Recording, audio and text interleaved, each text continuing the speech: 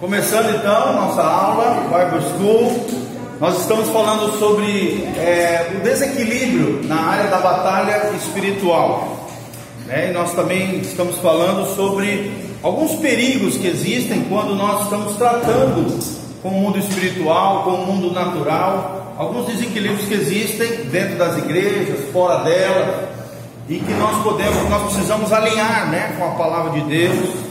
Temos equilíbrio em todas as coisas.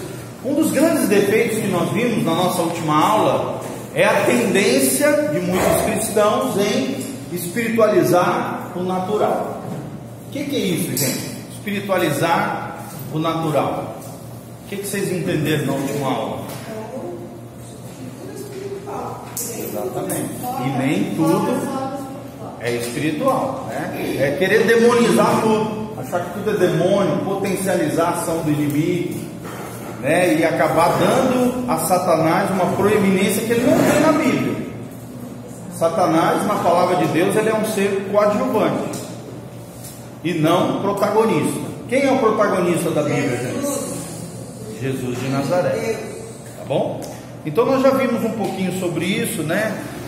Alguns crentes que forçam a barra, pessoas que acabam, né, criando ali todo um terrorismo espiritual, acabam desvirtuando a fé cristã e acabam dando a Satanás uma grandeza que ele não tem, tá bom? Então, vamos lá para a parte de cima lá. Espiritualizar o natural, um dos perigos que existe quando nós lidamos com a batalha espiritual, quando lidamos com demônios, quando lidamos com aconselhamento, quando lidamos com libertação na vida das pessoas, ok? Então vamos lá, aqui na parte de cima da apostila, todo mundo? Isso, beleza? Todo mundo com material? Não falta tirar, né? Qualquer coisa você pega ali. Vamos lá então, gente. Então, também extremos em relação a objetos contaminados existe dentro do meio cristão, sim ou não? Às vezes atribuir a um objeto, demonizar ele. É claro que tem objetos que têm ligação com o mundo espiritual, mas tem gente que cria caso em tudo, né? E infelizmente não é bem assim. Isso, né, pode desviar a nossa atenção em relação aos pontos realmente importantes, construindo então uma abordagem desequilibrada e precária de resultados. Pastor, tem muita gente que coloca plantas. Por exemplo, demoniza a planta. Por exemplo, espada de São Jorge é uma planta. Claro. Mas ela não é. Não tem conotação nenhuma espiritual. A não ser que seja utilizado numa ritualística, né? Alguma oferenda, alguma coisa, aí já sim tem conotação espiritual. Mas a planta em si é uma criação de Deus, né?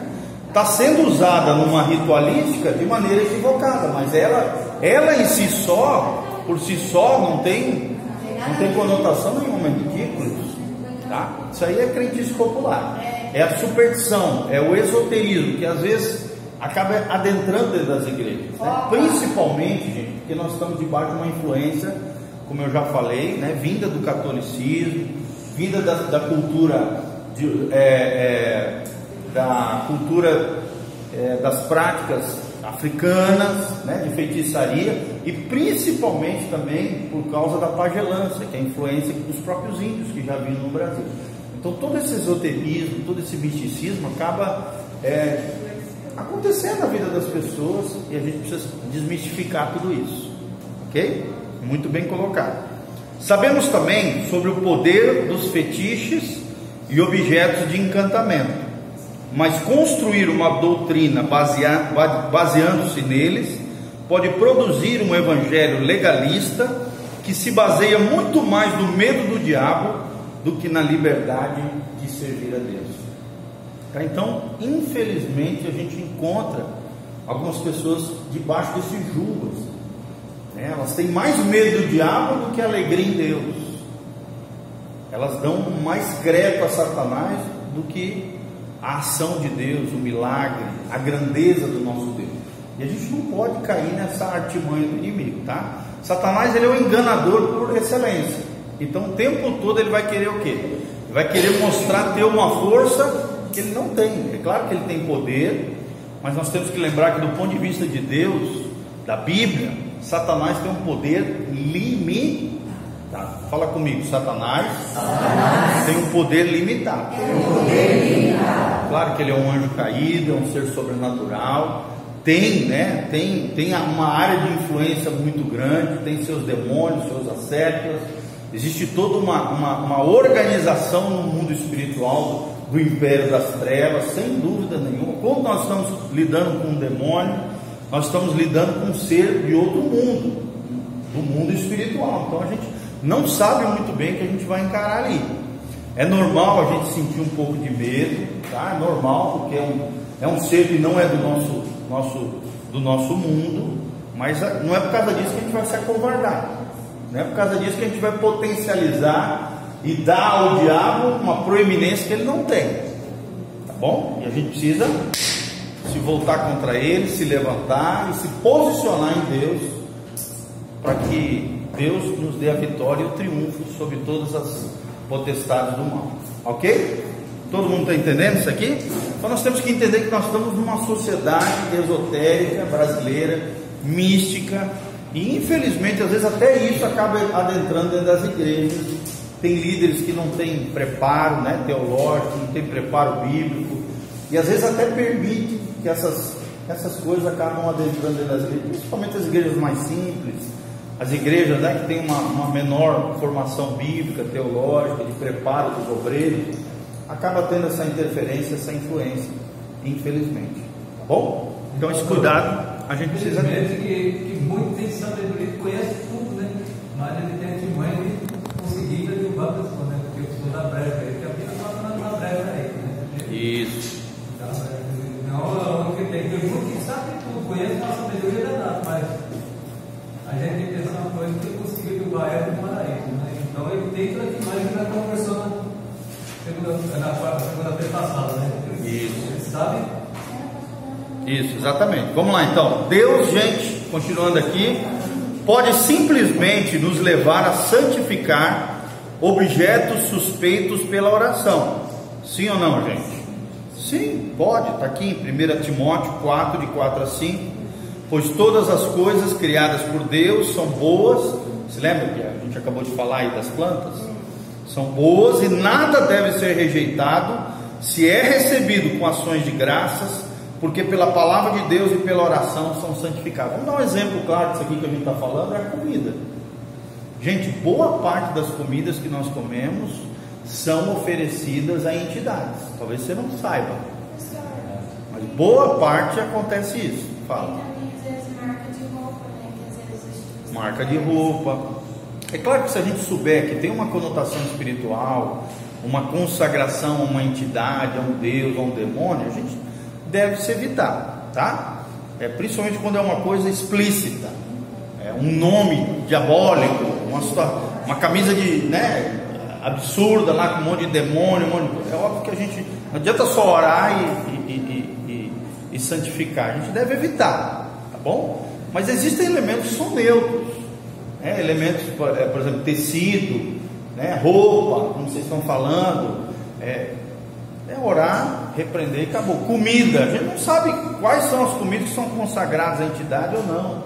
Isso que a Bíblia fala que não deve perguntar, então, né? Exatamente, não precisa nem perguntar. A hora que você for comer, ora, santifica e purifica os alimentos, acabou. Aí você quebra toda e qualquer interferência do mundo espiritual que existe sobre aquele objeto. Tanto é que aqui em 1 Timóteo está se falando sobre comida, tá? Se você estudar o contexto aqui, está falando sobre comida que era oferecida aos ídolos.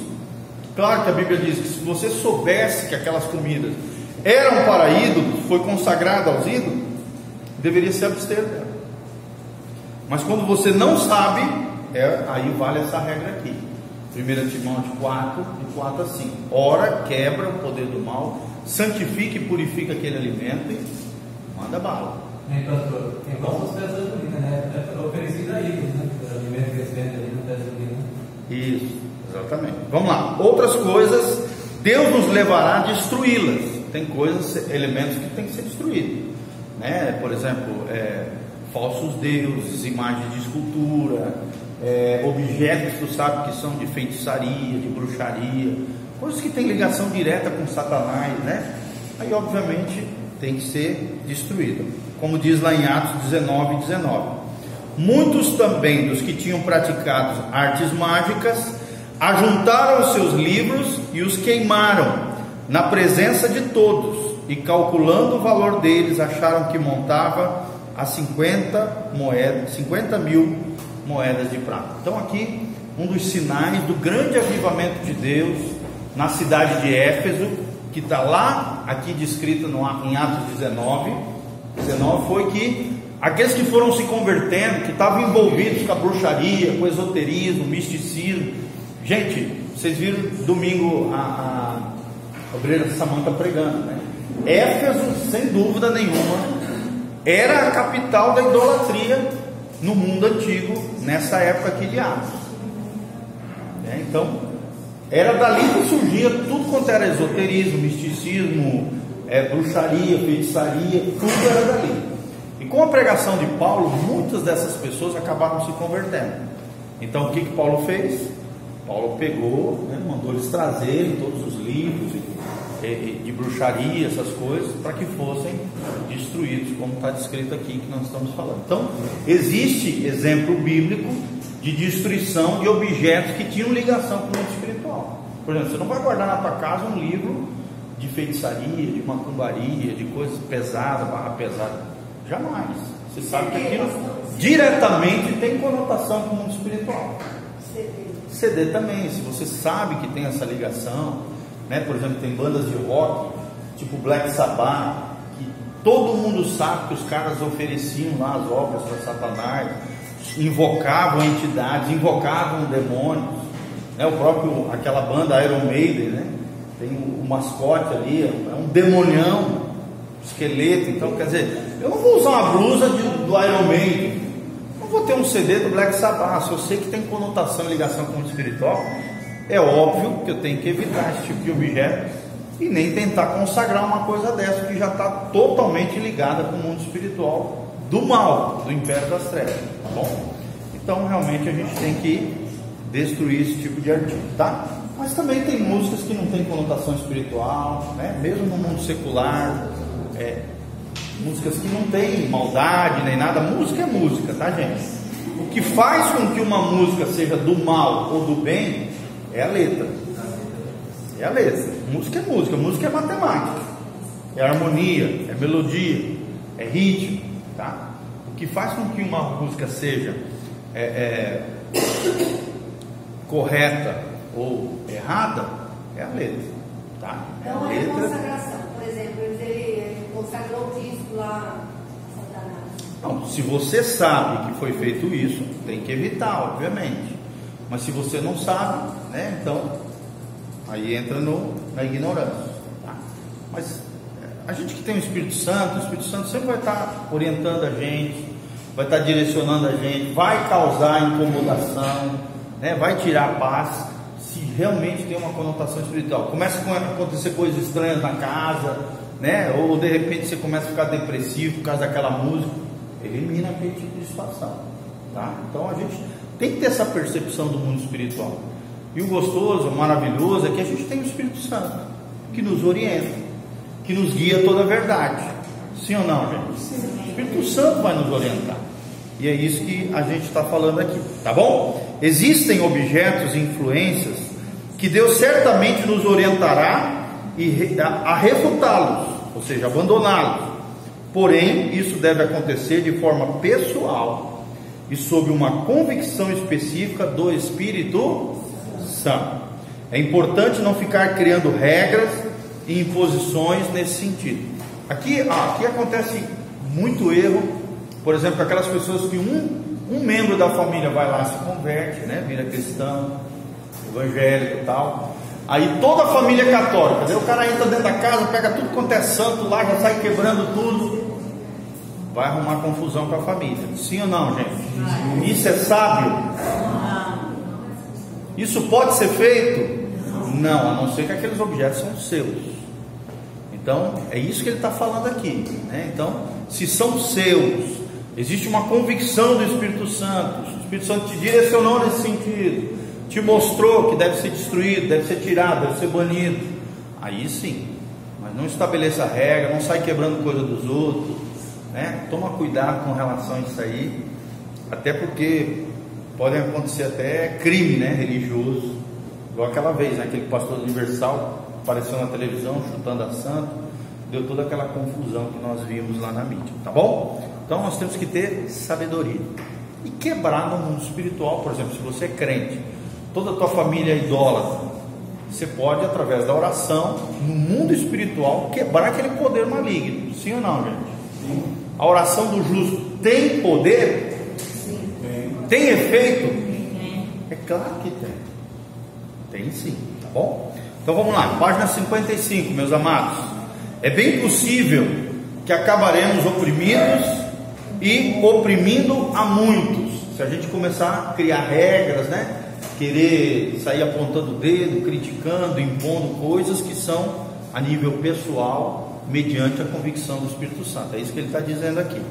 Olha o que diz Colossenses 2, 18 a 23, nós falamos na aula passada. Ninguém vos domine a seu bel prazer, com pretexto de humildade e culto dos anjos, envolvendo-se em coisas que não viu, estando debalde inchado na sua carnal compreensão.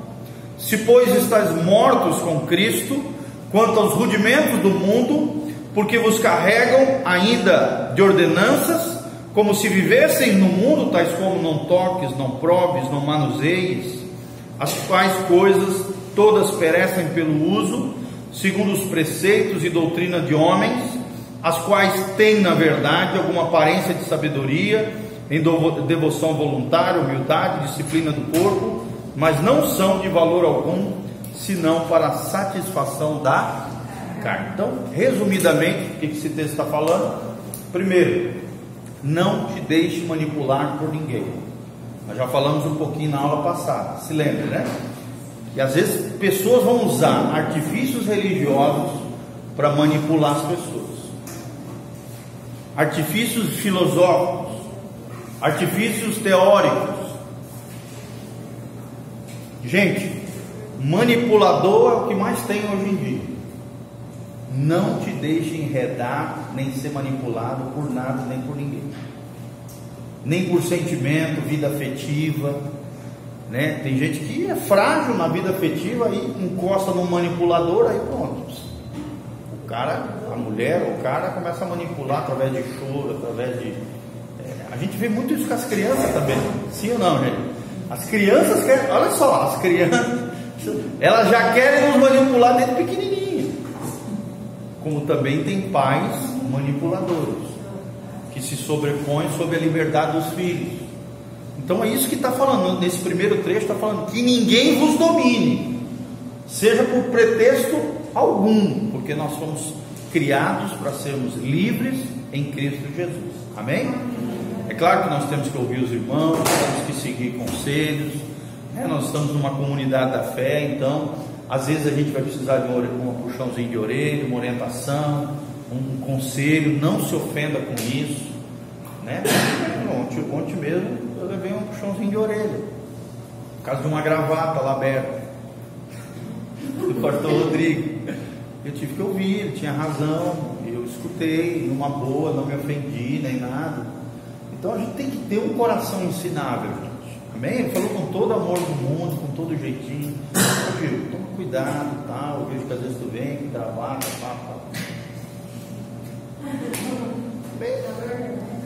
Ainda bem que a minha mulher não ouviu, senão eu ia levar outra orelhada.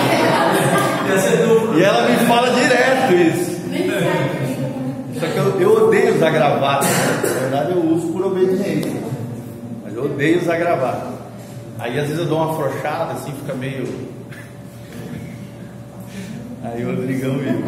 Então assim, a gente tem que ter um coração ensinável, a gente, né, tem que escutar as pessoas. Uma coisa é escutar as pessoas, ser influenciado positivamente pelas pessoas. Nós temos que ter esse coração de aprendiz, esse coração ensinável. Agora outra coisa é as pessoas nos manipularem, ou nós manipularmos outras pessoas. A gente tem que entender que por detrás da manipulação sempre existe um espírito demoníaco. Sempre existe um espírito demoníaco por detrás da manipulação. E a manipulação, ela subjuga o outro, ela arranca a liberdade, o poder de escolha, ela não respeita os limites das pessoas. Isso é algo horrendo do ponto de vista de Deus, porque Deus nos fez com livre-arbítrio, nós fomos criados à imagem e semelhança de Deus. Se Deus nos respeita no nosso poder de escolha, nas nossas escolhas conscientes, na liberdade que Ele mesmo nos deu, quem somos nós para subjugarmos as pessoas, para tiranizarmos os outros, para obrigar os outros a fazerem aquilo que a gente quer que os outros façam? Está errado isso, tá? Então sempre lembre disso aí. Bom, então vamos lá. O que algumas vezes acontece é que Deus tem um trabalho imenso para transformar um homem natural, totalmente cético. Vocês sabem o que é ceticismo, né? O que é ceticismo? Ceticismo é aquela pessoa